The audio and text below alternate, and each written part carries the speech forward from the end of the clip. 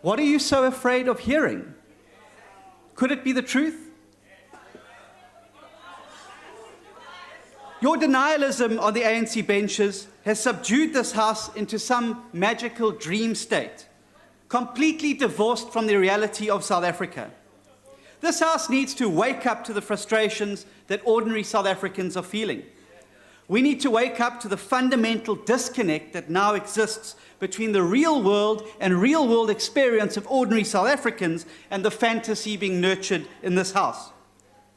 This House cannot continue to pretend that our economy is not in a deep crisis. Just this week, who said it? I'll tell you who said it. Just this week, Chief Whip, we moved from being the largest economy on the African continent to third place behind Nigeria and Egypt. What a shame. All this happened on your watch, all on your watch. This House cannot continue to pretend when our neighbours and neighbouring economies' growth rates and economic outlooks are double ours, and that our tanking economy is due to only what the nowhere man Rob Davies refers to as global headwinds. This House cannot continue to pretend. I'll tell you what my point is, Honourable Koornoff. The point is that the man you said is not suitable to be president. That's my point.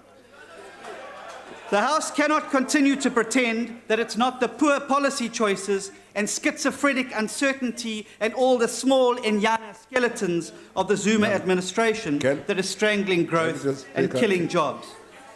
Yes, Honourable Member. What are you raising on? Can the Honourable Member take a question? Very simple question. Get rid of this man that sits on this bench. I'll answer any question you like.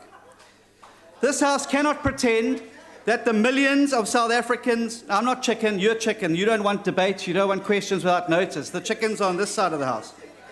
This House cannot pretend that the millions of South Africans who have lost their jobs under Mr. Zuma don't exist. This House also cannot pretend that this week's quarterly labour force statistics show a massive rise in unemployment to 8.9 million South Africans. These are real people sitting at home. Many of them may even be watching this debate today. They are worried about their future. They are worried about their families.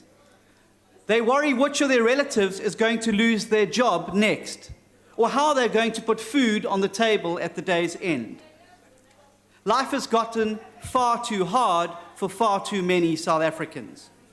They have lost faith in a government that has turned its back on them, and they are fast losing hope that this House will ever begin to stand up for them.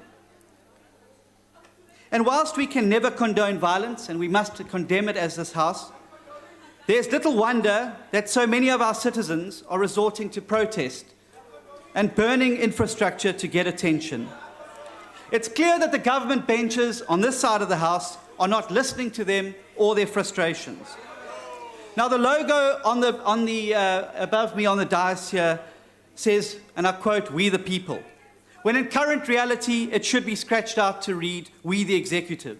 This institution a long time ago ceased to be a people's parliament. It's become a playground for the executive where they are mollycoddled and shielded from probing oversight by a speaker who cannot distinguish between her role as custodian of the institution and her chairpersonship of the ANC. But perhaps the worst example of this